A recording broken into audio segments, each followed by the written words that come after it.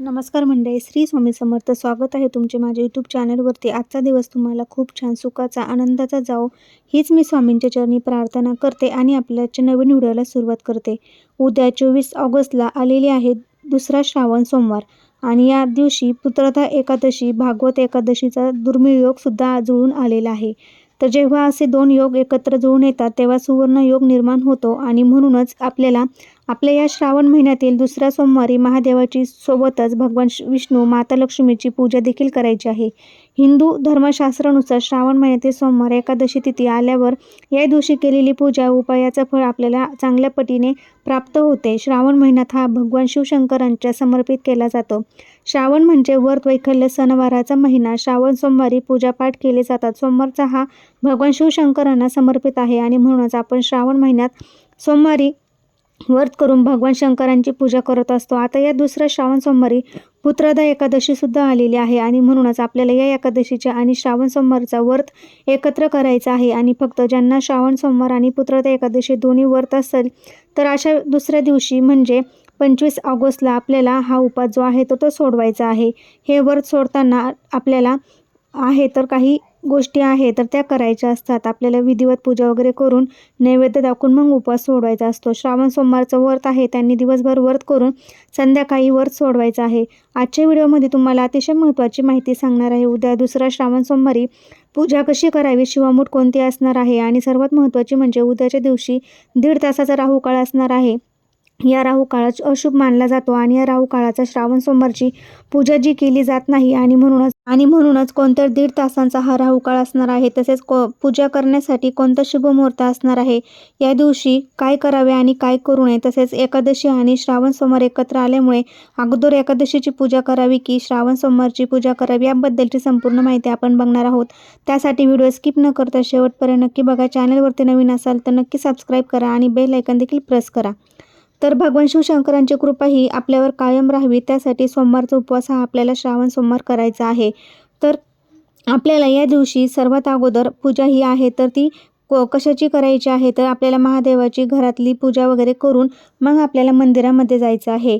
तर हा राहू काळ अशुभ मानला जातो. जर आपल्या राहू काळामध्ये श्रावण सोमवारची पूजा जर केली तर पूजेचा आपल्याला कोणतेही फळ प्राप्त होत नाही. या उलट त्याचे वाईट परिणाम जे आहेत तर ते आपल्याला भोगावे लागतात. पूजा ही जी आहे तर ती सफल होत नाही. सोमवारची प्रत्येक स्त्री भक्तिभावाने महादेवाची पूजा करत असते, शिवामूठ वाहत असते आणि म्हणूनच आपल्याकडून ही एकच चूक आहे तर ती अजिबात होऊ द्यायची नाही. तर राहू काळाची वेळ कोणती असणार आहे, उद्या कशी कोणत्या वेळी आहे, आपण हे आपल्याला टाईम आहे तर तो वर्ज्य करायचा आहे. आता सगळ्यात महत्त्वाचं म्हणजे श्रावण महिन्यामध्ये प्रत्येक सोमवारी आपण भगवान शिवांना शिवामूठ वाहण्याची प्रथा आहे. प्रत्येक सोमवारी एक विशिष्ट प्रकारचे धान्य शिवलिंगावर आपण वाहत असतो आणि जे दुसऱ्या श्रावण सोमवारी तिळाची शिवामूठ व्हायची आहे तर तिळाची शिवामूठ आहे मग काळे तीळ की पांढरे तीळ वापरावे असा बऱ्याच जणांना प्रश्न पडतो. तर शिवामूठ वाहण्यासाठी आपल्याला पांढरे तीळ आहे तर ते वापरायचे असतात. काळे तीळ हे चुकूनही आपल्याला शिवामूठ म्हणून व्हायचे नाही.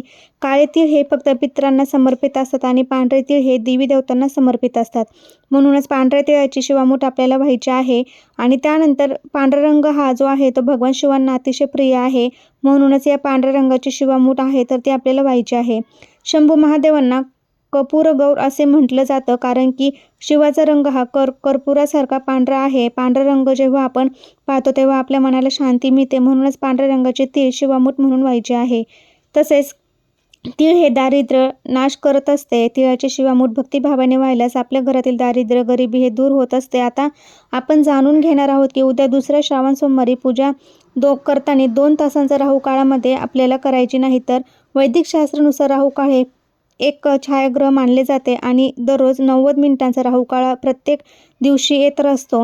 राहू काळ हा वेगवेगळ्या वेळी असतो आणि या राहू काळामध्ये केलेली पूजा ही पूर्ण होत नाही, त्याचं फळ आपल्याला मिळत नाही. त्यामुळे या राहू काळामध्ये आपण चुकून पूजा जी आहे तर ती करायची नाही. राहू काळ हा अशुभ समजला जातो आणि राहू काळ जो असतो तो एक छायाग्रह असून तो भ्रम आणि विघ्न निर्माण करणारा असतो. त्यामुळे या काळामध्ये चुकूनही आपल्याला पूजा करायची नाही. दुसरा श्रावण सोमवारचा राहू काळ हा सकाळी 7:53 ते 9:27 असणार आहे. या वेळेमध्ये आपल्याला चुकून श्रावण सोमवारची पूजा करायची नाही. तर या दिवशी पूजा करण्यासाठी शुभ मुहूर्त असणार आहे दुपारी 12:01 ते दुपारी 1:02 राहील. तर या शुभ मुहूर्तावरती तुम्ही दुसऱ्या श्रावण सोमवारची पूजा शिवामूठ वाहू वाहून करू शकता, बेलपत्र अर्पण करू शकता. दिवसभरामध्ये तुम्ही कितीही पूजा आहे तर ती कोणत्याही वेळी करू शकता. सकाळचा जो राहुकाळ आहे त्या राहुकाळ सोडून तुम्ही या वेळेमध्ये पूजा आहे तर ती करायची आहे. त्याचप्रमाणे तुम्हाला काही उपाय जे आहे तर या दिवशी करायचे आहे. श्रावण सोमवारी कर्जमुक्तीसाठी, आर्थिक अडचणी दूर होण्यासाठी एक अत्यंत प्रभावी उपाय करायचा आहे. तर आपल्याला काय करायचं आहे, उद्या जेव्हा तुम्ही महादेवाच्या मंदिरात जाणार आहात तेव्हा तुम्हाला जाताना सोबत एक मूठभर लाल मसूरची डाळ आणि थोडासा गूळ घेऊन जायचा आहे आणि या दोन्ही वस्तू तुम्हाला शिवलिंगावरती अर्पण करायच्या आहे आणि दोन्ही हात जोडून भगवान महादेवांना नामस्मरण करायचं आहे. आणि म्हणूनच आर्थिक समस्या ह्या कर्जमुक्ती होण्यासाठी मनोभावे प्रार्थना करायची आहे. हा उपाय शिवपुराणामध्ये सांगितलेला आहे. आवर्जून तुम्ही दुसऱ्या श्रावण सोमवारी हा उपाय आहे तर तो करायचा आहे. 21 बेलपत्र तुमच्या मनातील इच्छा पूर्ण होण्यासाठी शिवलिंगावरती अर्पण करू शकता. ते केल्याने तुमच्या मनातील प्रत्येक इच्छा ही पूर्ण होईल. तर ह्या गोष्टी आपल्याला करायच्या आहे आणि आपल्याला त्या बेलावरती चंदनाने ओम नमः शिवाय असं लिहायचं आहे आणि ते बेलपत्र इच्छापूर्तीसाठी अर्पण करायचे आहे. त्याचप्रमाणे आपल्याला या दिवशी पांढरे वस्त्र परिधान करून शिवशंकरांची पूजा करायची आहे. कसा वाटला व्हिडिओ ते कमेंटद्वारे नक्की सांगा. तुम्हाला जर व्हिडिओ आवडला असेल तर नक्की चॅनलला सबस्क्राईब करा. श्री स्वामी समर्थ. धन्यवाद.